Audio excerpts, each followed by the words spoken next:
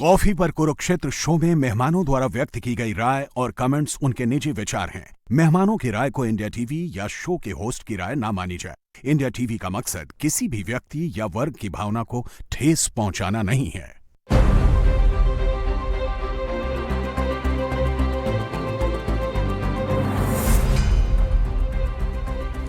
नमस्कार, बहुत स्वागत है आपका आपके प्रोग्राम कॉफी पर कुरुक्षेत्र में। मैं हूं सौरभ शर्मा, आपके साथ रोज की तरह बातें खुलकर करेंगे। वो बताएंगे जो आपको और जगह नहीं जानने को मिल रहा है। आज पुतिन साहब भारत में हैं और रात तक उनकी विजिट है, फिर वो वापस चले जाएंगे। और कल से तस्वीरें आप देख रहे हैं पूरी दुनिया में छाई हुई हैं। मोदी पुतिन गले मिले, एक ही गाड़ी में बैठ करके साथ गए और उस गाड़ी की भी कहानी बड़ी मजेदार है, वो भी आपने जानी और बात करेंगे उसके बारे में। और सबसे बड़ी बात, दुनिया इस विजिट को कैसे देख रही है। आज ज्यादा इंपॉर्टेंट हमारा डिस्कशन का मुद्दा ये है। हमारे साथ स्टूडियो में मेरे जनरल रिटायर्ड अरविंद भाटिया जी हैं, फॉर्मर इंडियन डिफेंस अटैचे, पाकिस्तान में रह चुके हैं। सर, बहुत स्वागत है आपका कॉफी पर कुरुक्षेत्र में एक बार फिर।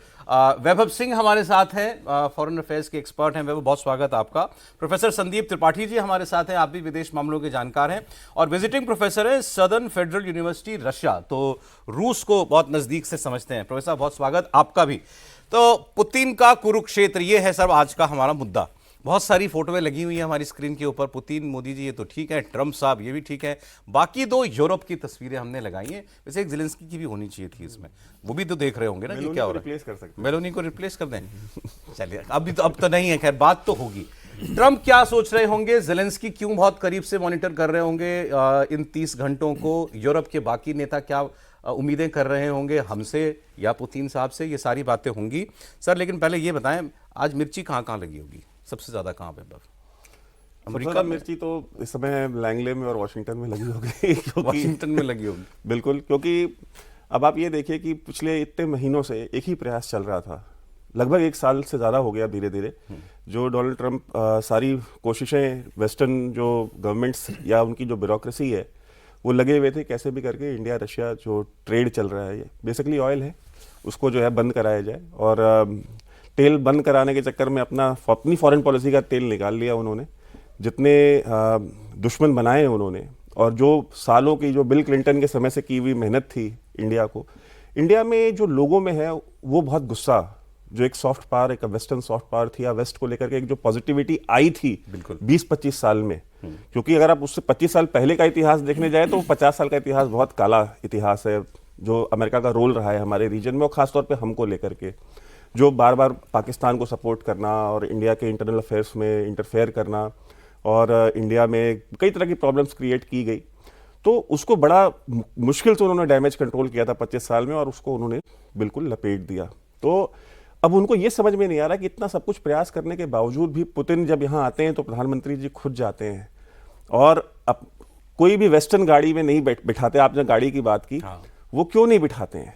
प्रधानमंत्री जी का हमेशा से, जब से वो प्रधानमंत्री बने, मैं एक चीज़ जानता हूं कि उनकी एक लुक ईस्ट पॉलिसी थी कि हमको संबंध सबके साथ अच्छे रखने, लेकिन हमको ईस्ट में थोड़ा ज़्यादा फोकस करना है और सिर्फ वेस्ट के ऊपर रिलाय नहीं करना है, हमको अपने आप को डाइवर्सिफाई करना है, जो कि समय के साथ प्रधानमंत्री जी उसके लिए काम करते रहे और वेस्ट के साथ भी संबंध अच्छे किए। इतना ज़्यादा अमेरिका को सपोर्ट करने वाला भी प्रधानमंत्री भारत में नहीं हुआ, ठीक है। प्रधानमंत्री जी सबके साथ रिश्ते अच्छे रख, लेकिन इसको उन्होंने इसे समझ लिया कि ये हमारे ऊपर, हमारे पिछलग्गू हैं या हमारे ऊपर डिपेंडेंट हैं, हम हाथ खींच लेंगे तो ये क्या करेंगे, ये उनकी गलतफहमी थी। तो वो एक आईना दिखाया गया है वेस्ट को कि हम आपके बिना भी हमारा काम चलेगा। और अभी जब हम ये प्रोग्राम कर रहे हैं, अभी आधे घंटे पहले इंडिया रशिया जो बिजनेस डेलीगेशन जो डायलॉग चल रहा है, बिजनेस डायलॉग, उसमें जो बड़े सारे बिजनेसमैन आए हुए हैं वो हैं और बाकी जो उनके 8 तो कैबिनेट मिनिस्टर लेके आए हैं, 8 कैबिनेट, ठीक है। तो वो सारे के सारे लोग बैठे हुए हैं सर जोड़ करके कि हमको अपनी ट्रेड को डाइवर्सिफाई करना है। और देखिए यार, जो ट्रेड डेफिसिट की बात चल रही है, ये ट्रेड डेफिसिट जो है ये क्या है, 2021 तक इंडिया और रशिया के बीच में ट्रेड डेफिसिट $2 बिलियन भी नहीं था और ये बेसिकली ऑयल है, बेसिकली ट्रेड ही नहीं था इतना, ठीक है। 7-8 बिलियन डॉलर तेल खरीदना वो दिख रहा है। हाँ, तो तेल है, और तेल जो है ये हमारी एनर्जी सिक्योरिटी और हमारी संप्रभुता जो है विदेश नीति की, ये उसका सवाल है। तो प्रधानमंत्री जी ने ये एक आईना दिखाया है उनको, वेस्ट को, कि आप डिक्टेट नहीं करेंगे, ठीक है। और भारत 140 करोड़ का देश आपके सामने झुकेगा नहीं। ये डेलिबरेटली हुआ है या ये मतलब आप किसी को, जैसे मैंने शब्द इस्तेमाल किया मिर्ची लगी, तो किसी को मिर्ची लगाने के लिए हमने जानबूझ के इस विजिट को इतना हाई प्रोफाइल बनाया, या ये इंपॉर्टेंस हम पुतिन साहब के साथ अटैच करते हैं, ये उनके सम्मान में ही केवल हमने किया है? इसका थोड़ा अंतर समझना पड़ेगा। देखिए कल तक क्या था, मैं तो इसी प्रोग्राम में था शाम को 7 बजे जब इनका जहाज नहीं लैंड हुआ था, और तब तक खबर ये नहीं आई थी कि मोदी जी जाएंगे या एस जयशंकर जी जाएंगे एयरपोर्ट पर रिसीव करने के लिए। खबर आई साहब मोदी जी जा रहे हैं, अवॉइडेबल था, वो तो एक्सपेक्ट नहीं कर रहे होंगे ना कि मोदी जी ही आए लेने के लिए। हमने ये रिगार्ड उनको दिया कि प्राइम मिनिस्टर खुद जाएंगे। दूसरा उन्होंने दिया कि मैं आपकी गाड़ी में एक साथ जाऊंगा। फिर वो जो प्राइवेट डिनर था वो 3 घंटे तक चला, रात को पता नहीं कितने बजे तो वहां से फ्री हुए हैं वो। तो ये सारी चीजें क्या बता रही हैं कि सर ये इंडिया रशिया टाइज की गहराई बताती है, और पुतिन साहब के लिए जो भी रिगार्ड प्राइम मिनिस्टर के मन में है उसको बताती है, या हमने डेलिबरेटली एक मैसेज दिया है वेस्ट को और अमेरिका को कि साहब आप जो मर्जी कर लो, मेरा दोस्त है तो है। पहली बात तो ये पुतिन साहब की 9वीं विजिट है, बट यूक्रेन वॉर के बाद ये पहली, इसलिए सिग्निफिकेंस बढ़ जाता है। पिछले 4 साल में ये पहली, बट 9 बार वो इंडिया आ चुके हैं। दूसरी बात आपने बोला उनको विजिट करने, उनको रिसीव करने वो एयरपोर्ट में गए, तो वो कोई भी जिनको वो अपना दोस्त समझते हैं, जैसे अभी वैभव ने बताया वेस्ट के कोई लीडर आए, फ्रांस के प्रेसिडेंट आए, यूएस के प्रेसिडेंट आए, बैरक ओबामा के लिए गए, वो ट्रंप के लिए गए जब वो पहले टर्म में थे, वो खालिदा जिया के लिए गए, तो वो इस तरह की जो के लिए पहली बार गए, जिनकी दोस्ती होती है वो उनको रिसीव करने जाते हैं। और मुझे पूरा विश्वास था कि इस बार पुतिन के लिए वो जाएंगे। तो आप ये देखिए 9वीं बार उन्होंने इंडिया को विजिट किया, और जब पहली विजिट हुई थी अटल बिहारी वाजपेयी साहब की, तो तब हमारे मोदी साहब उस डेलीगेशन का हिस्सा बन के गए थे। आज टाइम्स ऑफ इंडिया में आपने फोटो देखी होगी, उनके पीछे खड़े हैं, और उधर पुतिन साहब और 2001 अटल बिहारी वाजपेयी जी बैठे हैं। तो ये उसको दर्शाता है कि जो ट्रेडिशनल ट्रस्ट पे और फ्रेंडशिप पे जो एक दोस्ती है कायम है, ये 2 चीज और दर्शाता है। ये दर्शाता है कि दोनों अपने अपनी कॉन्स्टिट्यूएंसी में, अपने अपनी लोकल उसमें, चाहे रशिया हो, रूस हो, चाहे इंडिया हो, बड़े स्ट्रांग लीडर्स हैं, बहुत पॉपुलर उनका बेस है। दोनों मल्टीपोलैरिटी में बिलीव करते हैं, दोनों बिलीव करते हैं कि फ्री ट्रेड होना चाहिए, फ्री इकोनॉमिक आदान प्रदान होना चाहिए, कोई सैंक्शंस नहीं, कोई टैरिफ नहीं। तो दोनों की जो सोच है, दोनों का जो विजन है, वो काफी एक तरह से अलाइन करता है। दूसरी बात आप ये देखें, चाहे 71 की लड़ाई हो, चाहे वो 99 में कारगिल वॉर हो, चाहे वो ऑफ सिंदूर पहलगाम हो, हमेशा पुतिन या रशिया एक दीवार की तरह हमारे साथ खड़ा रहे हैं। तो ये हिस्ट्री पे बेस्ड है, ये ट्रेडिशन पे बेस्ड है, ये ट्रस्ट पे बेस्ड है, जबकि अमेरिका के साथ अभी transactional kind of relationship. But sir ये तो बात सही है ना कि पिछले मतलब 20-25 साल से आप जनरली प्रो वेस्ट होते जा रहे हो। मैं ये नहीं कह रहा हम एंटी रशिया तो ना कभी हुए थे, और मुझे लगता भी नहीं कभी हम होंगे। रशिया की इंपॉर्टेंस जो थी वो है, मगर आप वेस्ट के साथ अपनी एंगेजमेंट्स डीपर करते जा रहे हैं ना पिछले 25-30 साल से। आपको समझनी पड़ेगी, अगर मैं इंडिया की जियोपॉलिटिकल विजन को देखूं, तो अगर 10 कंट्रीज मैं बोलूं कि 10 कंट्रीज के साथ हमारे को बिल्कुल एकदम मजबूत स्ट्रैटेजिक पार्टनरशिप होनी है, तो उसमें रशिया पहले 3 में आएगा, हमेशा आएगा। और अगर आप और देखें तो इजराइल भी उस 10 में आएगा। आप और थोड़ा सा क्लोज देखें तो नेबर्स में नेपाल और अफगानिस्तान भी उस 10 में आएगा। फिर आपको थोड़ा सा और ईस्ट में जाके देखें, जैसे वैभव ने बताया, इंडोनेशिया बहुत इंपॉर्टेंट हो जाता है। अमेरिका कहाँ है इसमें? अमेरिका 10 में आएगा, लेकिन मैं जो बता रहा हूँ तीसरे, पहला बता दिया, दूसरा बता दिया, तीसरे पे तो आएगा। 7वें 8वें पे पहुंचूंगा तो अमेरिका भी आएगा, उसमें चीन भी आएगा, but Japan, Philippines, Vietnam, Indonesia, Nepal, Myanmar, Afghanistan, Israel, ये सब बहुत इंपॉर्टेंट होते हैं रशिया और यूएसए के अलावा अलहदा। तो ये हमको समझने की बहुत ज्यादा जरूरत है कि हमारी अलाइनमेंट किस तरफ होनी चाहिए। सर आपका सबसे ज्यादा ट्रेड अमेरिका के साथ है, $132 बिलियन। चीन नंबर 2 पे आता है, 127 कुछ अरब डॉलर। फिर यूएई $100 अरब, सऊदी अरब फिर आता है $42 अरब, यूके उसके बाद यूरोप में आता है $23 अरब। तो मतलब ट्रेडिंग पार्टनर तो आपका सबसे बड़ा अमेरिका ही है ना, और वहां से आप कमाई भी करते हो, उनके साथ तो वो सरप्लस वाला रिश्ता है, यहां तो आप डेफिसिट में हो। सो मैं वही समझना चाह रहा हूं आपसे, अच्छा खासा चल रहा था, ट्रंप साहब ने आके इसमें गड़बड़ी की। बहुत बढ़िया भारत और अमेरिका का रिश्ता चल रहा था। अब जो ये चीन वाला एससीओ समिट हुआ था अगस्त में, हाँ जी, तो जहां वो तस्वीरें बहुत चली, मोदी जी, पुतिन और शी जिनपिंग हंस रहे हैं, मुस्कुरा रहे हैं। फिर उनका पोस्ट याद कीजिए ट्रंप साहब का, we have lost India to the क्या डीपेस्ट डार्केस्ट चाइना, मतलब जैसे बिल्कुल दिल टूटा हो उनका। इट वाज वेरी क्लियर कि वो विजिट एक मैसेज था ट्रंप साहब को उस वक्त तक। आज तो उससे फिर भी 2 महीने बाद 3 महीने बाद बेहतर हालात में हैं हम, क्योंकि उनकी खुद की एंगेजमेंट पुतिन के साथ काफी बढ़ गई है। लेकिन क्या आज ये 30 घंटे पुतिन साहब की विजिट ये वैसा ही त्यानजिन वाला मोमेंट है चाइना वाला, which was a clear message to America? देखिए, सवाल मैसेजिंग का मैं नहीं मानता हूं इसको। सवाल ये मानता हूं कि पिछले ये माइंडसेट जो ट्रंप का है, ये बहुत ही कोल्ड वॉर सिंड्रोम माइंडसेट है। और इसके पहले वो मिलिट्री रूप से वेपनाइज करते थे, मिलिट्री के टूल को बना करके। इस भारत को हमने देखा कि 98 में उन्होंने हमेशा दबाने की कोशिश किया कि यदि आप पावरफुल होते हो तो हम आपको सैंक्शन लगाएंगे।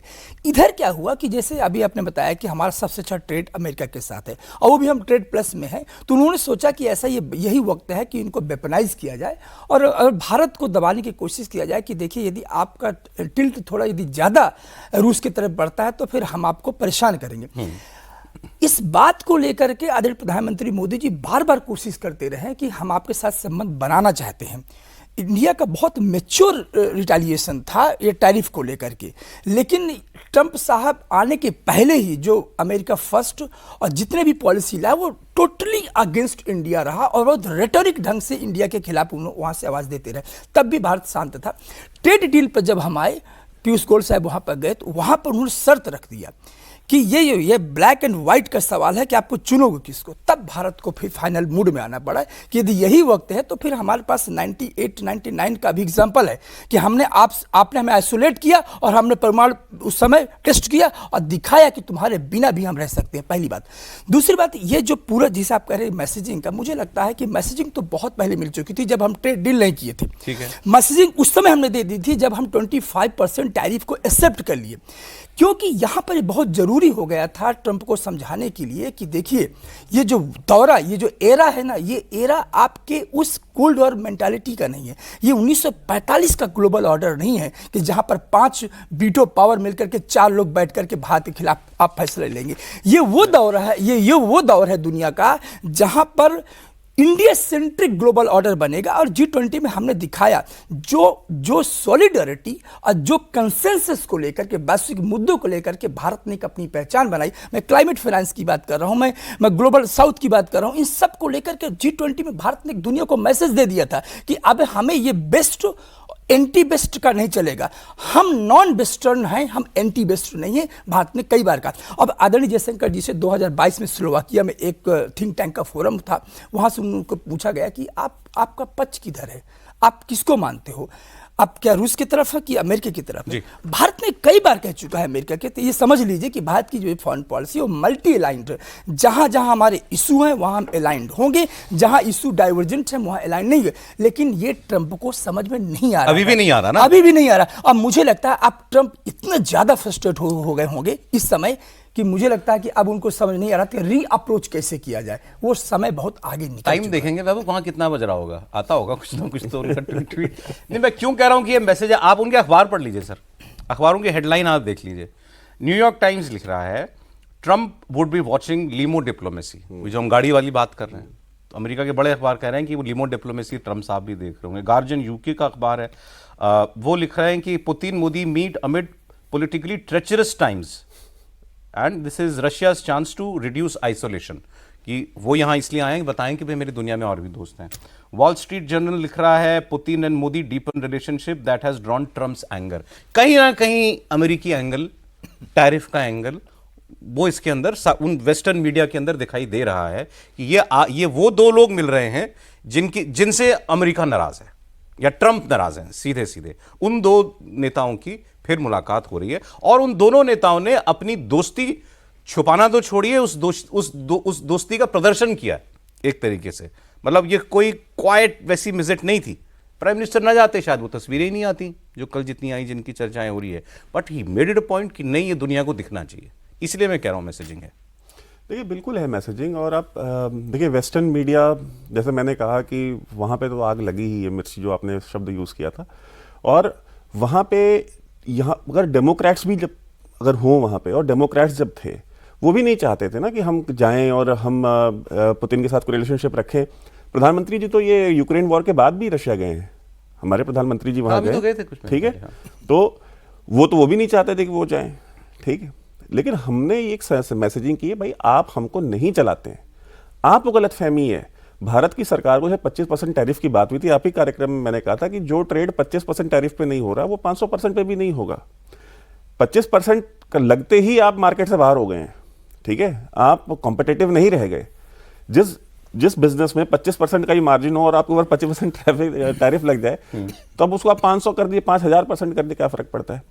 तो ये डोनाल्ड ट्रंप के दिमाग में एक कीड़ा है, वो उनके दिमाग में आज का नहीं है, वो पिछले 30 साल से, हमको 30 साल पुरानी वीडियोस पड़ी हुई हैं जहां पे वो बार बार ये कह रहे हैं। पहले तो वो जापान के बारे में कहते हैं कि ये जापानीज जो है हमें किल कर रहे हैं, ये जापानीज कंपनियां जो हमारी अमेरिकन कंपनीज को किल कर रही हैं।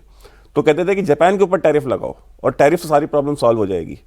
ये डोनाल्ड ट्रंप के दिमाग में बैठ गया है। और चूंकि ये इसलिए बैठ गया क्योंकि जो वेस्टर्न कंट्रीज थी, जो छोटी कंट्रीज हैं, जो पूर्वांचल के साइज के जो देश हैं वहां पे यूरोप में और बाकी जगहों पे, वो चूंकि सकम कर जाते हैं, वो तुरंत दे बेंड द नी। और इस बार तो सारी दुनिया कर गई सकम। हाँ, सारी हर देश ने तो मान लिया, ठीक है, एशिया के सारे देशों ने मान लिया। तो लेकिन भारत वो नहीं है, ये बात इनको नहीं समझ में आती। और देखिए वेस्ट में एक और जो ये एंग्लो सैक्सन्स है ना, इनके दिमाग में एक चीज बैठी हुई है, उनसे ये डाइजेस्ट नहीं होता है कि ये भूरे काले लोग ये हमारे सामने कैसे खड़े हो जाते हैं। और आज से नहीं खड़े हो रहे, जब लोग तब खड़े हो जाते हैं। आप देख लीजिए ना, पिछले 25-30 साल का इतिहास उठा के देख लीजिए। जैसे अभी पोखरण की बात हुई, उस समय भी खड़े हो गए, आज भी खड़े हैं, और हम उनके लेवल पे भी नहीं जा रहे हैं।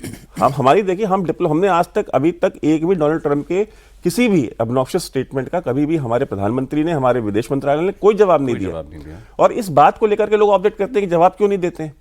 जो वही आप ही प्रोग्राम में मैंने एक बार कह दिया था, तो आपने वो बोला कि वही कुत्ता आपको काटता था, पलट कुत्ते को थोड़ी काट लेते।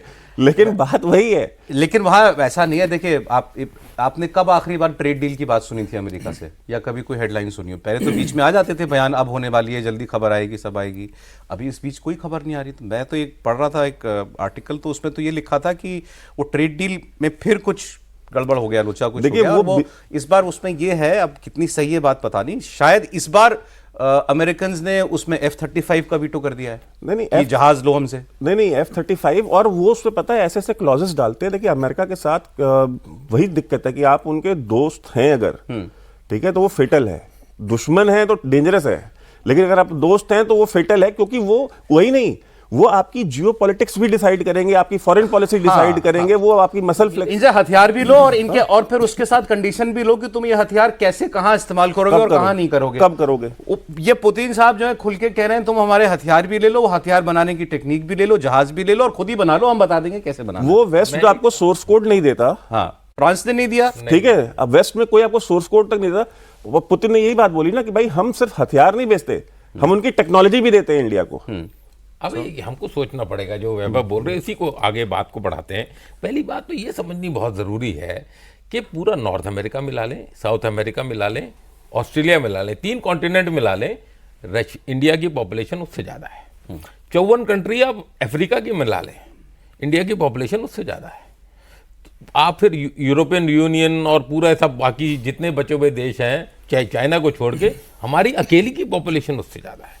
तो हमारा जो इंपॉर्टेंस है, just by the share weight of our middle class और our population is going to rise and rise. We are going to stabilise by about next 30-40 years to about 1.8, 1.9 में 1.8 इस पे स्टेबलाइज करेंगे। 180 तो हमारी इंपॉर्टेंट। अब Russia कितना है? 14.6 करोड़। यूपी की पॉपुलेशन 24.6 करोड़ है, उससे 10 करोड़ ज्यादा। तो हमें ये देखना, बट रशिया हमसे 5 गुना बड़ा है। उसके बाद नेचुरल रिसोर्सेज है, उसके बाद वो ऑयल है जो हमें चाहिए। जो साहब ने भी बताया कि इससे पहले 2022 से पहले 13 या 14 बिलियन का ट्रेड होता था, अभी 69 होता है, जिसमें 57 बिलियन खाली ऑयल है, एनर्जी नीड्स हैं, जो कि 3 साल पहले 39 बिलियन थी, अभी 57 बिलियन हो गई हैं, और अब थोड़ी सी और कम हो जाएंगी, क्योंकि ये जो सैंक्शंस की बात हुई, 2 उनके जो लार्जेस्ट ऑयल सप्लायर्स हैं उस पे सैंक्शंस लग गए हैं, तो प्राइवेट सेक्टर तो अब खरीद नहीं रहा, गवर्नमेंट जो थोड़ा बहुत खरीद रही है, तो थोड़ा सा डाउनफॉल आएगा। बट अगर इसको 100 बिलियन की तरफ ले जाना चाह रहे हैं तो डिफेंस डील तो है ही, ट्रांसफर ऑफ टेक्नोलॉजी तो है ही, बट उसके अलावा डाइवर्सिफिकेशन भी है, उसके बाद ट्रेड कॉरिडोर्स बन रहे हैं, मैं यही जानना चाह रहा कॉरिडोर्स था, बन रहे हैं। ये जो हम डाइवर्सिफाइड ट्रेड में करना चाह रहे हैं, 100 बिलियन का टारगेट रखा है, एनर्जी में आप सहयोग बढ़ा रहे हैं, फर्टिलाइजर्स में, फार्मास्यूटिकल्स के अंदर कर रहे हैं, माइग्रेशन मोबिलिटी, आपके लोग वहां जाके काम 10 लाख लोग उनको चाहिए, स्किल्ड वर्कर्स चाहिए उनको। पोर्ट्स में और शिपिंग में कर रहे हैं, आप जहाज एक साथ बनाओगे, चेन्नई व्लादिवोस्तोक जो रोड बन रहा है, हेल्थ में कर रहे हैं, कॉरिडोर फूड में कर रहे हैं। क्या ये सब होता अगर ट्रंप और यूक्रेन वाला मसला ना होता? क्या आप ये दोनों देश मिलकर सोच रहे होते कि नहीं यार आओ और काम करें एक साथ? हम फोकस नहीं होता शायद हमारे इतना। हाँ, नहीं होता ना। आपने बहुत अच्छा सवाल किया है। कई बार जियोपॉलिटिकल जो इवेंट्स होते हैं वो टर्न करते हैं। ये पूरा सृष्टि जो टर्न हुआ, मैं आपसे सहमत हूं कि ये यूक्रेन वॉर की वजह से सब कुछ बदल गया। स्पेशली सबसे बड़ी वॉल्यूम को देखिए, जो ट्रेड हमारा इतना सर्ज हुआ बिकॉज ऑफ दिस ऑयल। अब रही बात यही रिस्ट्रक्चरिंग हुआ ट्रेड का। पुतिन बार बार कहते आए हैं कि भारत को अपना जो बाजार, स्पेशली जो है एग्रीकल्चरल प्रोडक्ट, यही हम अभी आपके साथ डिस्कस कर रहे थे कि हमारा जो एग्रीकल्चरल प्रोडक्ट है वो रशियन मार्केट में जाना चाहिए। ये रूस कहता है। रूस कहता है कि आपका कल्चरल एक्सपेंशन अभी वो पीपल टू पीपल नहीं था। हम किताबों में पढ़ते थे कि हमारे राज कपूर जी के गाने हैं। मैं भी मास्को जब मैं था, मैं नहीं देखा कि बहुत से जितना 100 लोगों को यूके यूएस जाना होता है वो मास्को जाना नहीं होता है। ये चीज रशियन को मालूम है, रशियन गवर्नमेंट को मालूम है कि भारतीय लोग यहाँ आने चाहिए। जब वो आएंगे तो स्वाभाविक है कि देखिए कितनी बड़ी बात कही। आप ही की बात से याद आ गया, पुतिन साहब ने जो बोला, भारतीय संस्कृति की प्रशंसा करते हुए कहा कि ये एक परी कथा जैसी है आपकी संस्कृति।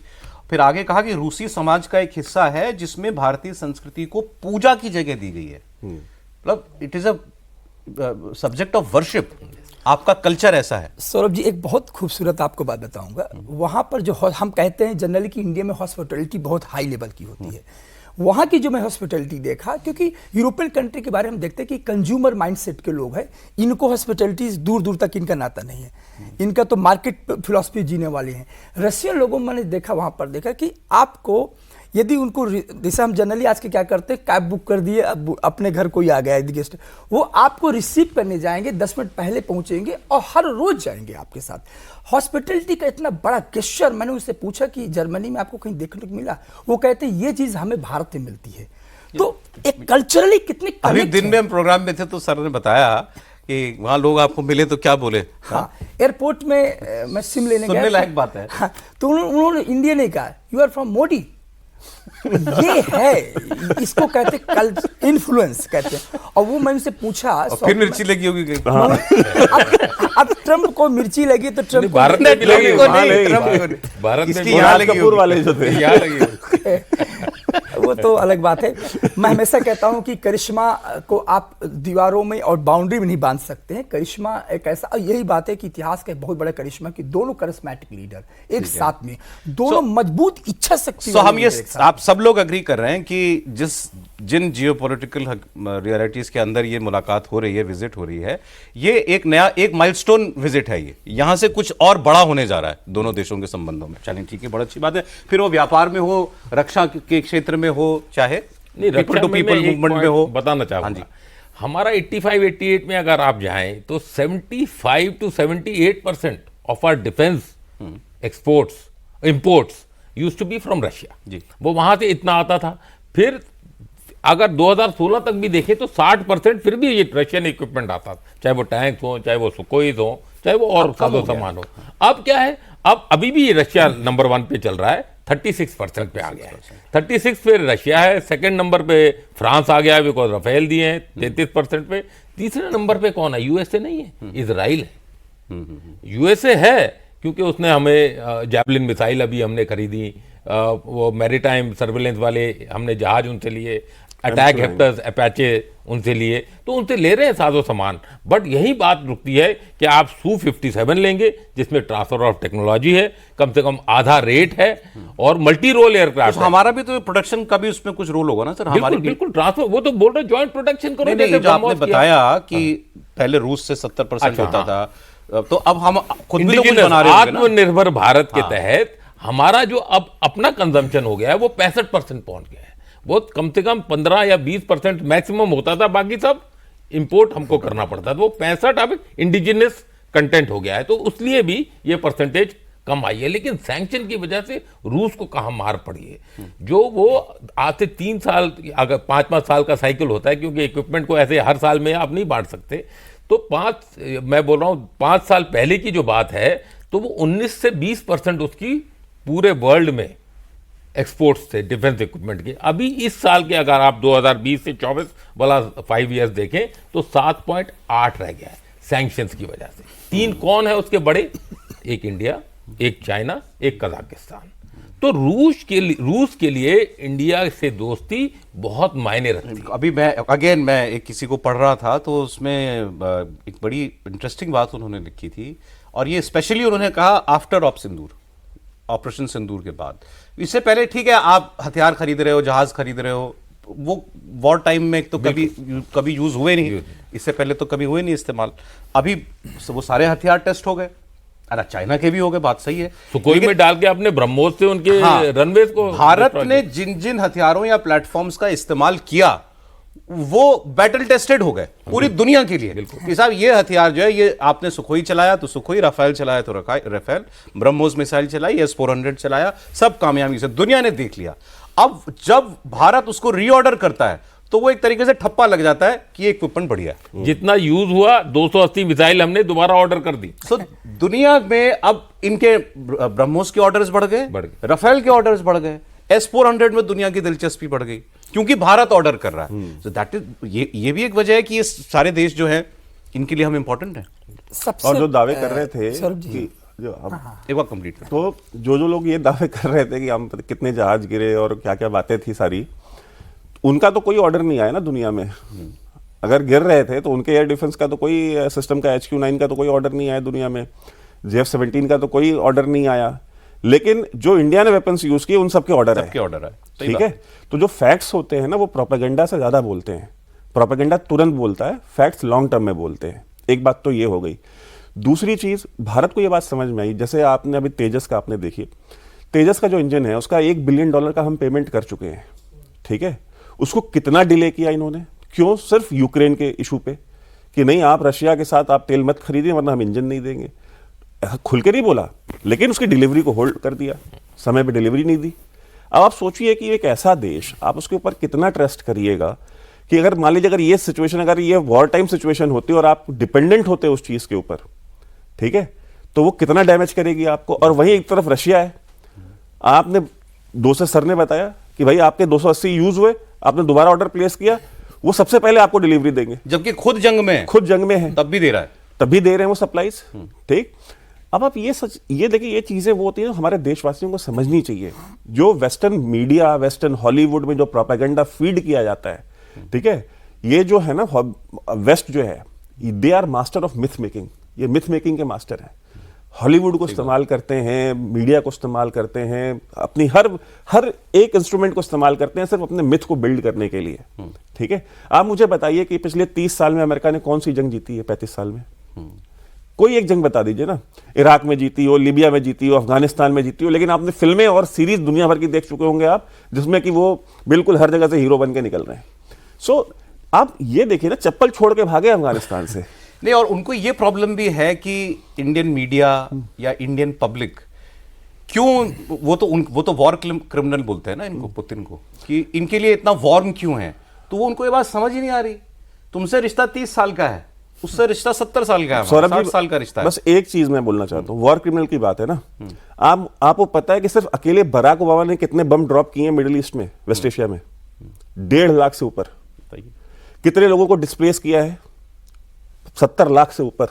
कितने लोग मरे हैं जो America led war on terror जो सो कॉल्ड चली है पूरे वेस्ट एशिया में, अफगानिस्तान से लेकर वेस्ट एशिया तक, मतलब अगर आप रफ एस्टिमेट भी लगाइए तो 10 लाख से ज्यादा लोग मार चुके हैं वो, ठीक है। अब आप मुझे बताइए, जहां पे आपने देश के देश तबाह कर दिए हों, इतने रेफ्यूजीज क्रिएट किए हों, मतलब कितने होमलेस बेबीज जो है, मतलब आईसिस का राइज हुआ, आज तक आप सोचिए लीबिया में आज तक सिविल वॉर चल रही है, ये दूसरों को वॉर क्रिमिनल बोलते हैं। आखिरी के 4-5 मिनट मेरे पास है, वैसे बधाई हो आपको दोनों को, तो स्पेशली बधाई हो, आपके दोस्त और आपके आपके पुराने जहां आप रह के आए हैं वहाँ के आसिफ मुनीर साहब का नोटिफिकेशन आ गया, बड़ा वेट कर रहे थे, वो पक्के हो गए अपने रोल में, अब वो CDF बन गए हैं 5 साल के लिए। सर क्या कहानी रही इसकी? देखिए ये तो होना था, बिल्कुल ऑल पावरफुल हो गए हैं।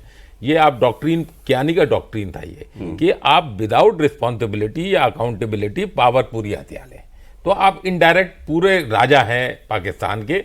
अब वो पाकिस्तान डिवाइडेड रहेगा, वो खाली पंजाब वाला पाकिस्तान रह जाएगा, ये मुनीर को भी नहीं पता, क्योंकि बलूचिस्तान जल रहा है, KPK जल रहा है। राजनाथ साहब ने सिंध की बात कर ली तो वहाँ एक बहुत ज़्यादा मिर्ची सी लग गई, क्योंकि सिंध गया तो कराची भी है उसके साथ, और फिर POK और जो गिलगिट बाल्टिस्तान है उसकी तो वो वैसे कोई तो झगड़ा था, मतलब हम भी समझ रहे थे कि काम ऐसा नहीं है कि नहीं होगा, इसका नोटिफिकेशन भी आएगा, सब कुछ होगा, मगर ये जो 5-6 दिन बीच में लगे हैं, दिस शोज कि इनके बीच में कोई डिस्ट्रस्ट था ना, मिस्ट्रस्ट थोड़ा सा मैसेजिंग था। वो बोला कॉन्स्टिट्यूशनल क्राइसिस या क्या हुआ, उन्होंने ऑफिस जाना बंद किया या उन्होंने काम करना बंद किया, ऐसा कोई, या POK या बलूचिस्तान ने जलना बंद कर दिया, कोई ऐसा हरकत नहीं हुई। बाबू अब लंदन क्यों गए, वो धीरे धीरे परतें खुलेंगी तो पता चलेगा कि 3 दिन कैसे डिले हो गए। लेकिन ख्वाजा आसिफ ने साफ, उनके डिफेंस मिनिस्टर ने बोल दिया था कि ये बस वो आते ही साइन हो जाएगा। कोई ऐसा पॉलिटिकल डिस्पेंसेशन से नहीं बोला गया जो ये दिखाए कि वो थोड़ा सा स्पाइन दिखा रहे हैं। अकेला मुनीर का ऑर्डर नहीं है, साथ में इनके एयरफोर्स चीफ की भी 2 साल की